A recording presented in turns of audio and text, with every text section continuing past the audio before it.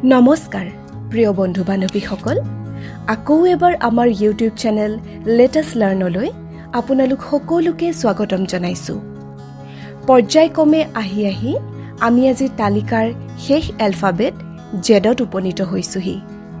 এইটো হৈছে আমাৰ প্ৰথম ৰাউণ্ডৰ একেবাৰে শেষৰটি ভিডিঅ'। এই অন্তিম ভিডিঅ'টো আৰম্ভ কৰাৰ আগতে আমি অকণমানকৈ জনাবলৈ চেষ্টা কৰিছোঁ আমাৰ এই চেনেলটোৰ উদ্দেশ্যৰ কথা, যিটো বহুতেই জানিব বিচাৰি কমেণ্ট বক্সত আমাক প্ৰশ্ন কৰিছিল। প্ৰকৃততে আমাৰ এই ভিডিঅ' চেনেলটোৰ যোগেদি আমি এখন উদ্ভিদৰ জগতত ভুমুকি মাৰিবলৈ চেষ্টা কৰি আহিছোঁ।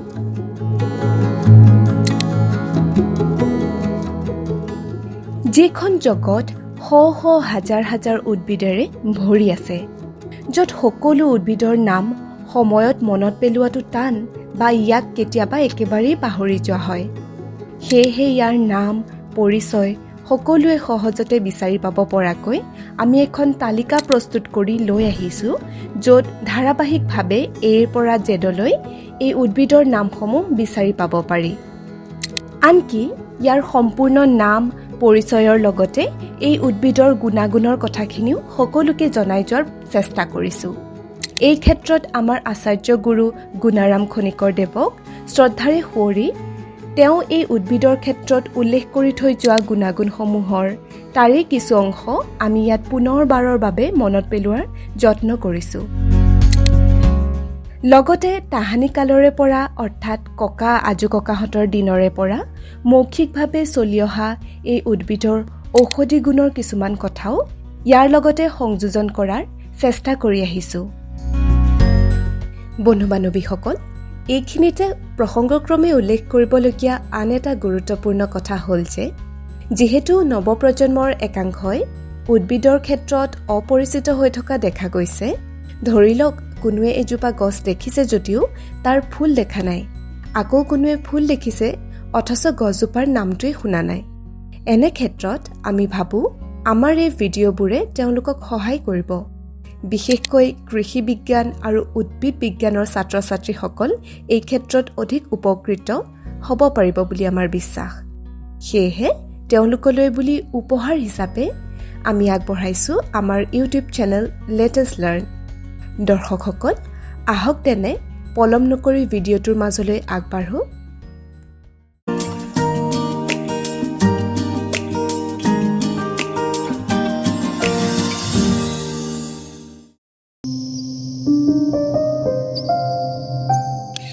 চাওক এইজোপা গছ, যাৰ ইংৰাজী নাম জলিঞ্জেৰিয়ানা, বৈজ্ঞানিক নাম ৱেডেলিয়া চিনেনচিছ আৰু যাক অসমীয়াত কোৱা হয় ভীমৰাজ বা কেশৰাজ বুলি।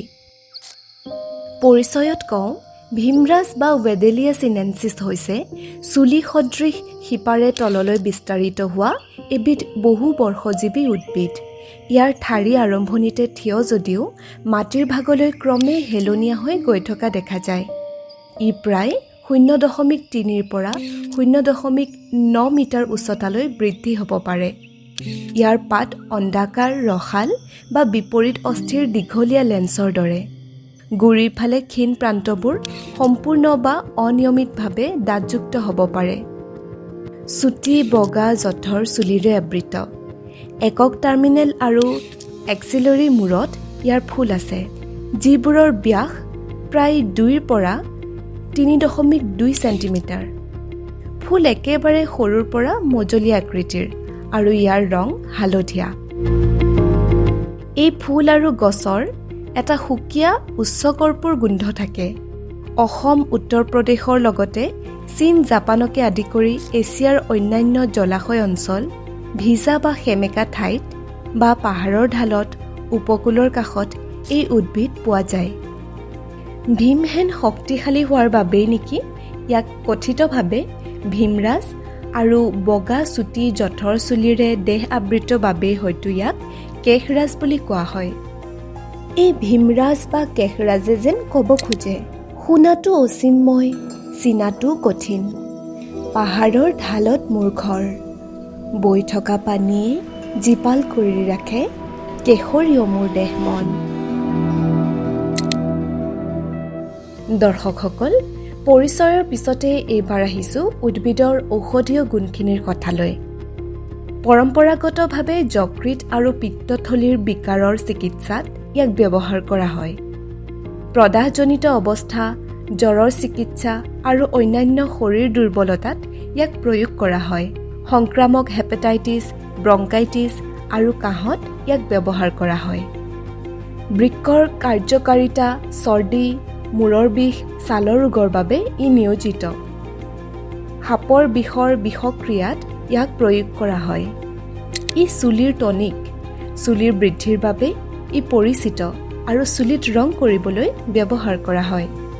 বেক্টেৰিয়া আৰু অন্যান্য অণুজীৱৰ বিৰুদ্ধে ই যুঁজ দিয়ে। বন্ধু-বান্ধৱীসকল, আজিৰ আলোচ্য এই ভীমৰাজ বা কেশৰাজৰ বিষয়ে ইমানখিনিকে কৈ মই ভাৰ্গৱীয়ে আজিৰ খণ্ডটোৰ পৰা বিদায় ল'ব খুজিছোঁ। কিন্তু ৰ'ব, বিদায় লোৱাৰ আগতে আমাৰ চেনেলটোৰ সৈতে নিয়োজিত হৈ থকা ব্যক্তিসকলৰ লগত আপোনালোকক পৰিচয় কৰাই দিওঁ, নে কি কয়? যাৰ পৰিকল্পনা আৰু চিন্তাৰ ফলস্বৰূপে আমাৰ লেটেষ্ট লাৰ্ণ চেনেলটোৰ জন্ম হৈছিল, সেই আঁৰৰ ব্যক্তি দুগৰাকী হৈছে ক্ৰমে কুঞ্জলতা হাজৰিকা আৰু প্ৰাচুৰ্য ৰাণী। উদ্ভিদৰ তথ্য সংগ্ৰাহক প্ৰাচুৰ্য ৰাণী আৰু খগেন বৰা। মুখ্য স্ক্ৰিপ্ট ৰাইটাৰ কুঞ্জলতা হাজৰিকা আৰু মাজে সময়ে সহযোগিতা আগবঢ়াইছে পুষ্প চক্ৰৱৰ্তীয়ে। আমাৰ চেনেলৰ ভইচ অভাৰ আৰ্টিষ্টসকল হ'ল ক্ৰমে নীলা দেৱী, মৃণালিনী দেৱী, কাকলি দেৱী, ভায়লিনা আৰু শেষত এয়া মই ভাৰ্গৱী নিজেই। ভিডিঅ' এডিটিঙৰ দায়িত্বত আছে ক্ৰমে প্ৰাচুৰ্য ৰাণী, মানস নাথ, নৱজ্যোতি নাথ আৰু ৰশিক পাৰভেজ। বিভিন্ন ক্ষেত্ৰত সহায় সহযোগিতা আগবঢ়াইছে লাৱণ্য দেৱী আৰু লীলাৱতী হাজৰিকাই। ভিডিঅ'ৰ পৰিকল্পনা আৰু পৰিচালনা কুঞ্জলতা হাজৰিকাৰ। বন্ধু-বান্ধৱীসকল, আজিলৈ আমাৰ এই লেটেষ্ট লাৰ্ণ চেনেলটোৰ প্ৰথম ছিৰিজৰ ভিডিঅ'সমূহৰ ইমানতে পৰিসমাপ্তি ঘটাইছোঁ। সেইবুলি আকৌ আঁতৰি নাযাব। কথাতে কয় নহয়, চকুৰ আঁতৰ হ'লে মনৰো আঁতৰ হয় বুলি। সেইটো যাতে নহয় তাৰ বাবে অনুৰোধ থাকিল। কাৰণ খুব সংক্ষিপ্ততাৰে অৰ্থাৎ শ্বৰ্ট ভিডিঅ' ফৰ্মেটত আমাৰ নেক্সট ছিৰিজৰ ভিডিঅ'সমূহ আগবঢ়াম কেইদিনমানৰ পিছতেই। তাৰ বাবে চেনেলটো ছাবস্ক্ৰাইব কৰি থ'বলৈ নাপাহৰিব। মনত আছে নহয়, লেটেষ্ট লাৰ্ণ 7729।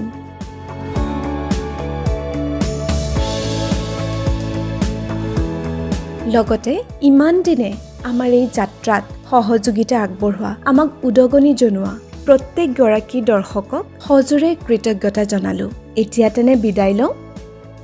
ধন্যবাদ।